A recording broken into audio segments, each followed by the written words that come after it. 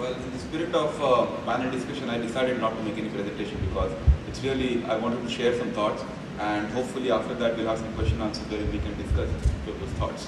I was just going through this CTO forum magazine that just has been given to all of you, and I found something very interesting because I was preparing for my business intelligence page, and on page number 10 there are two stories.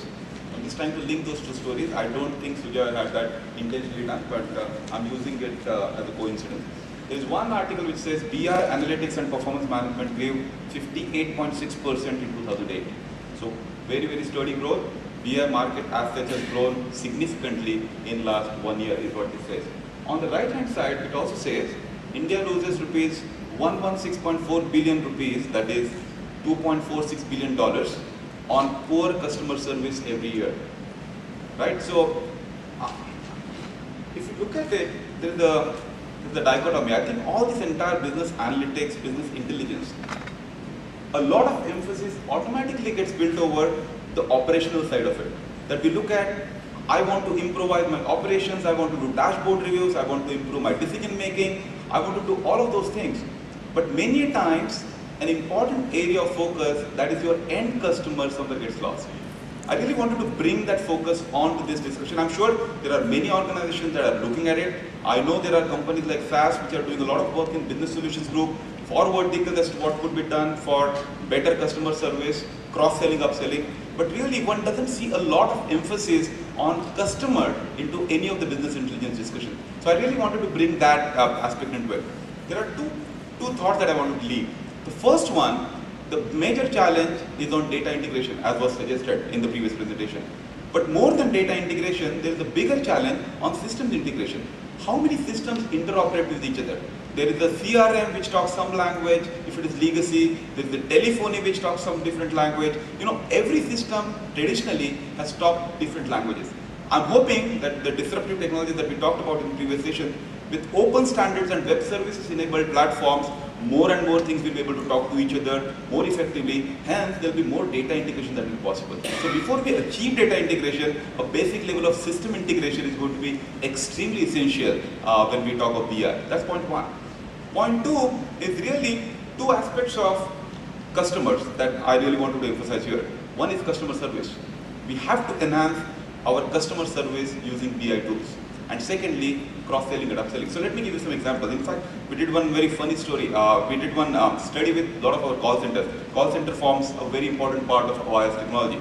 So we did one study as to where do customers feel more satisfied, or what do customers expect when a caller is calling, when you're calling into call center, what do they expect? Surprisingly, well, not surprisingly, but it was a funny finding, so I must share this with you, that people said that I'm expecting, when the customer I'm calling in, I'm expecting a person from the opposite sex and preferably younger age talking to me for enhanced experience. So now that's a very interesting thing. Now makes sense, right? I mean, all of us would expect that. Maybe we will not state it obviously, but that is what that survey found out. Now imagine the possibilities of this one input. A direct marketing company which is selling some sorts of products that come onto television. When somebody is calling into your call center, you will find out that, you know what, I mean, you have a lot of information many times about the customer. Most of us, I think Mr. Ramani talked about having a lot of information about you, but how am I utilizing it when I'm interacting with the customer? Do I know the gender of the customer? Do I know how I can treat that call effectively? I mean, can I build down to some of those things? I think certainly we can do some of those things. The second example is in service provider segment.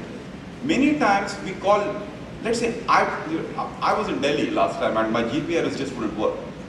So I made 4 to 5 calls in one single day, just telling them that my GPRS is not working. Now isn't it an information, I mean, let's say I'm one of the high net worth individual customers that is giving them ARPO, let's say 3,000 rupees. So definitely they need to take care of me, otherwise I'm going to move on to some other service provider. Isn't it's important for a service provider to look at these kind of inputs that are coming in, that one customer who is into 3,000 rupees ARPU has called me 4 times in last 3 hours. That means there is something wrong. Hence, somebody senior from our organization needs to reach out to him to find out what's going on. So again, BI, I'm just giving it a twist that, you know, how could it be used more to improve your customer service. A second point, cross-sell, upsell. We talked about it a little bit.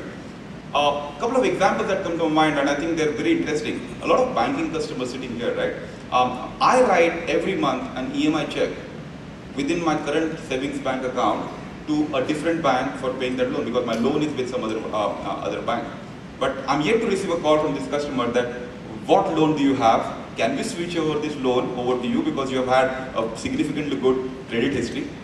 I think all of this, so all this information again exists within the system. We just don't seem to utilize it when it comes to customer behavior. I think we just process those checks, and in the dashboards we say that my clearing ratio or my clearing performance has been excellent.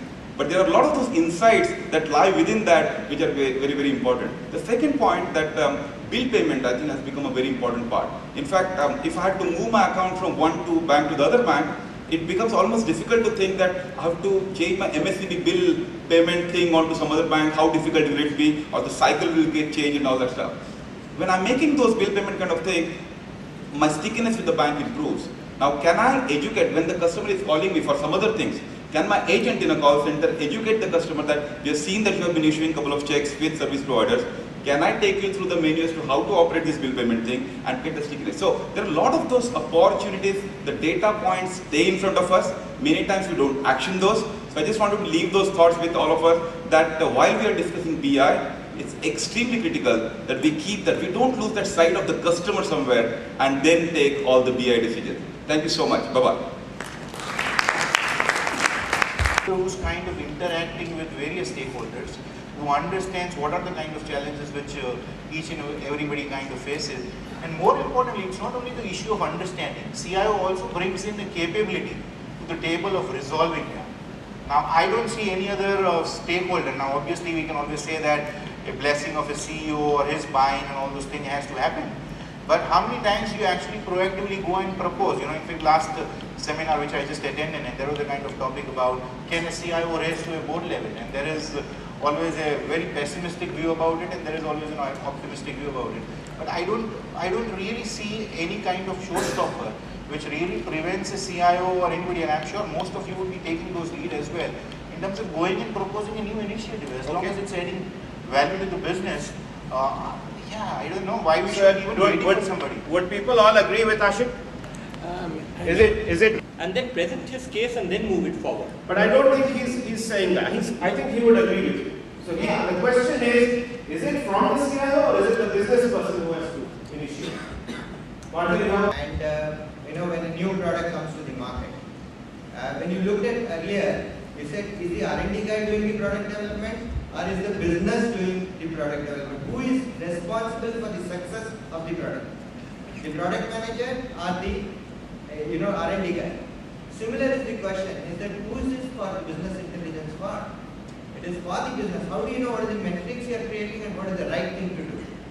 A CIO is a catalyst, but who drives the major one has to be the business. Okay. Somebody says that CIO is a business support. We feel very bad about it because we are simply the maintenance guys, the support guys and all that.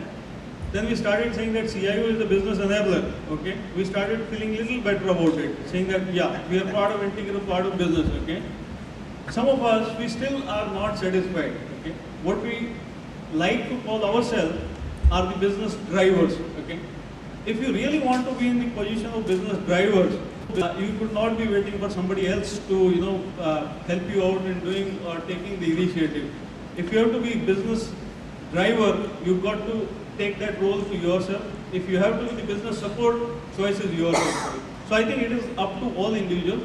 I will just share one more philosophy of LG Electronics. There is a concept of change manager in each of the department. These are the people who have been